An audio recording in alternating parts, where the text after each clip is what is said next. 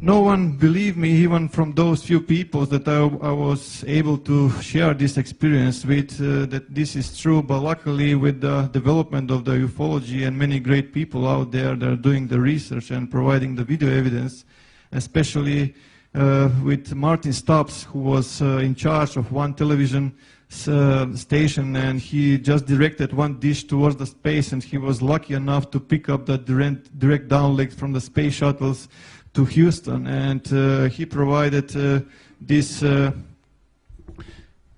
So as you can see, this is on infrared. That is why his black and white is from STS-63, and they are trying to locate the Mir space station. They cannot locate the Mir space station because more than 100 objects are appearing and disappearing from the radar. Those are the same type of craft that I observed on the asteroid belt between Mars and Jupiter. And those are those balls of light that I was observing in those times, as you can see clearly, creating intelligent formation. So you can see we are never alone, and the evidence is all there, and they're keeping this secret, which is not the right way to do. Every time that when there is a storm, you can be completely sure that there are more than 200 objects above the sky charging from the released energy from the thunderbolts. Exactly the same as we go with our vehicles into the petrol station to refuel. They are refueling their propulsion systems with this organ energy which is discharged from the thunderbolts. So this led to the direct contact with the extraterrestrial races. Many of those contacts were positive and beautiful, but some of the contacts were extremely aggressive. I got in conflict with certain races, one of which was the Gray Collective, and I can confirm that we have a presence from both polarities, both positive and both negative. My life afterwards went into the direction that I was trying to help as many as possible, giving my knowledge to all the people who is open to this. Like I mentioned in the beginning, I just developed a special relationship with every student of mine, and I was trying to help him as much as possible to achieve the same. So, in my perspective, this is the way. We have to go back to the nature, and we have to unite with that energy, understand that energy, and how to direct this energy. When I was working on the decoding of the crop circles, that's where the contacts with the crop circle makers intensified to a high degree, especially when I was describing what kind of technological achievements can be achieved through the information delivered by the crop circles. So as you can see here, those balls of light are everywhere, and from the Sri Yantra there is a huge ball of light everywhere. Every time when I was actually working on this, for example, this is one group that I worked in Melbourne. As you can see, those orbs are everywhere. Please pay attention to this region here. You will see one of those balls of light penetrating. It's completely intelligent, as you can see, and they're following me all the time, and the progression that is made. Which takes us to a logical question: who makes the genuine crop circles and why?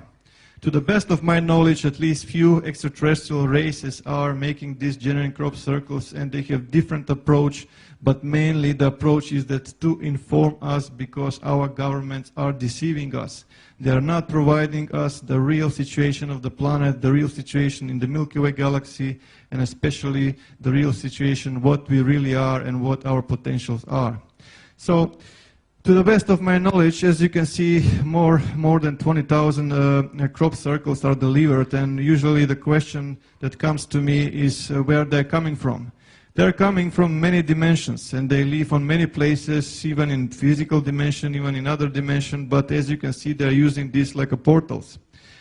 As you can see how they're actually penetrating our dimension, influencing with the microwave energy or electromagnetic energy, if you will. Once again.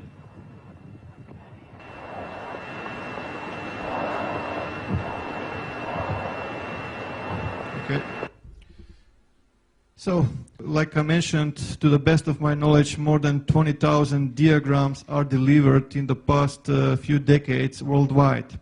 The military is highly interested into these messages that are arriving, and every time there is a bolt of light or craft above the fields, the military is picking up on the radar. Immediately there is an order for the fighter jets or the helicopters to intercept those bolts of light and to avoid eventual delivery of information, which is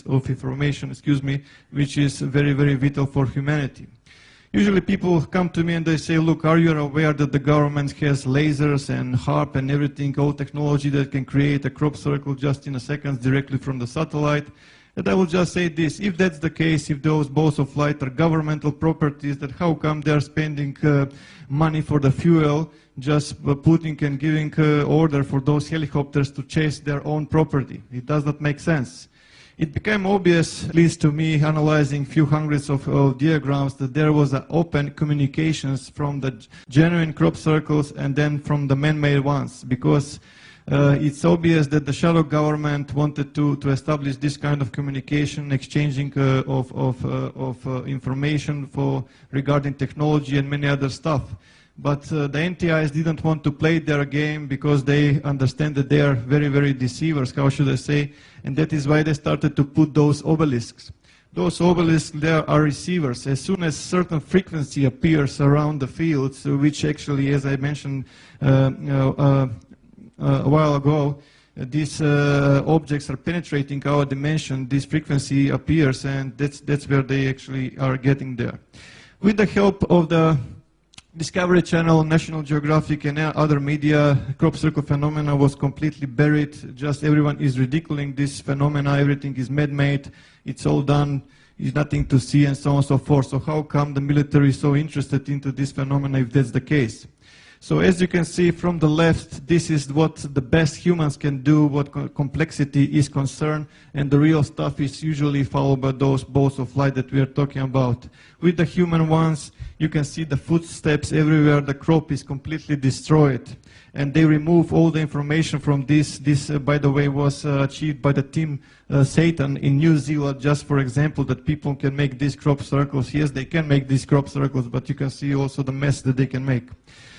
Back in 2000, Dr. Eltio Hasenhoff actually stepped forward, which is very rare for the mainstream scientists, and he actually examined many crop designs, and he noticed that there is a thermal expansion and node lengthening with many of those.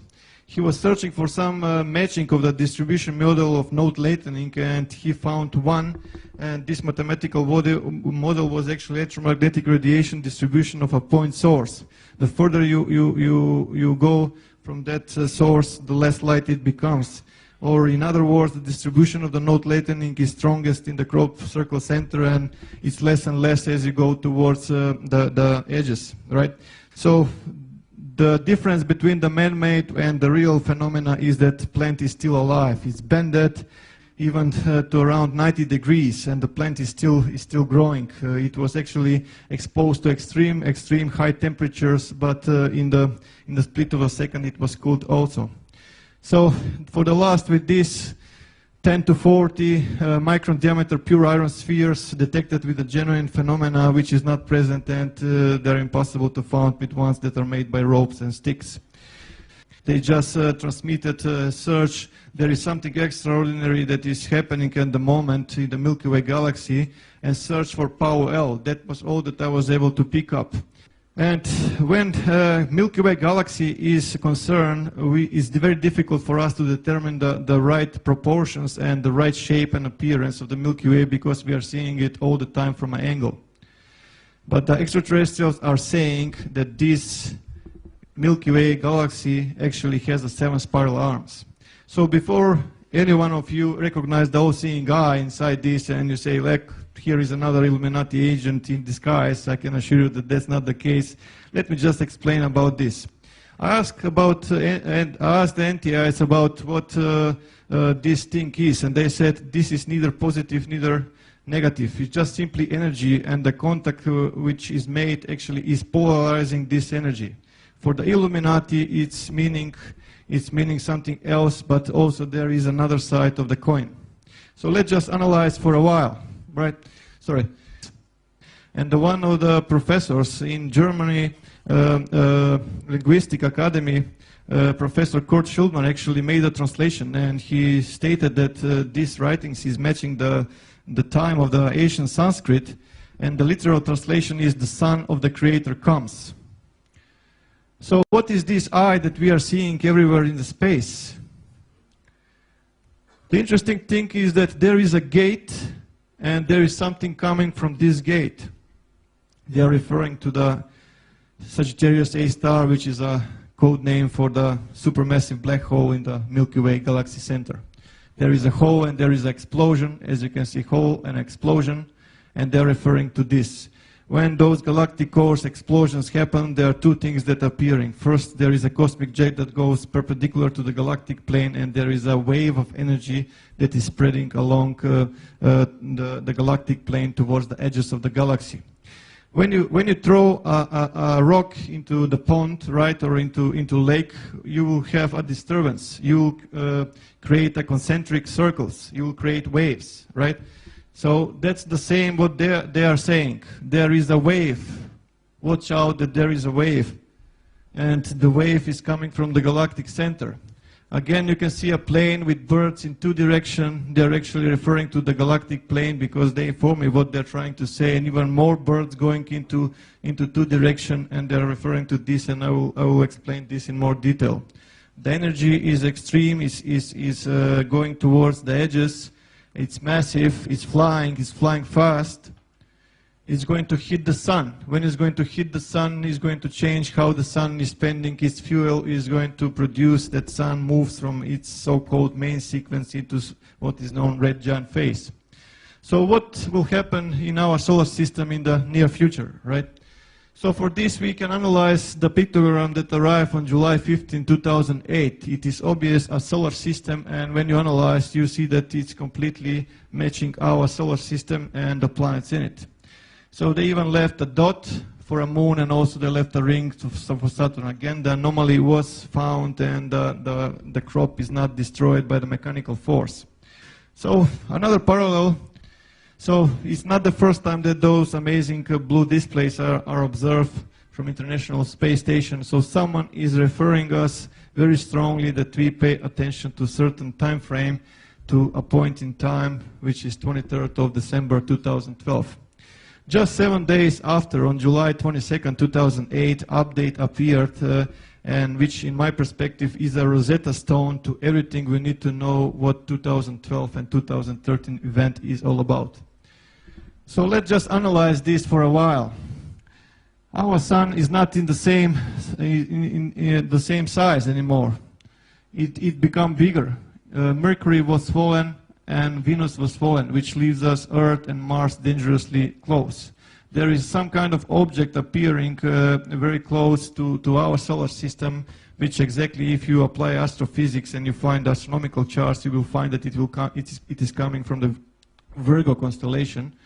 And when I checked the astronomical charts for a new moon in 2012, December, I found that actually it's appearing on December 13, 2012, which is when we will start to observe from the sky something that is approaching from the Milky Way galaxy. And down further, we can see different symbology here, a Milky Way galaxy with the depicted galactic plane, cosmic snake, cosmic kundalini or nexus or whatever suits your terminology, snail, spiral, again a new moon, and two stars in the Ficus star constellation, which is very close to the sun in that particular time. But sun changing size, is that possible? Definitely it is. This is just a small example of the life of a star.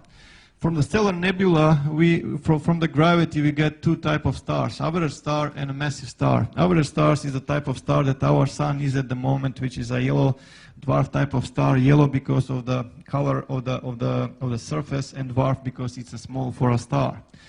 When the fuel is exhausted, it moves into the next stage of its life, how should I put it? It becomes a red giant where the outer layer gets more cooler, it loses brightness, it gets more reddish, but the core of the star collapses.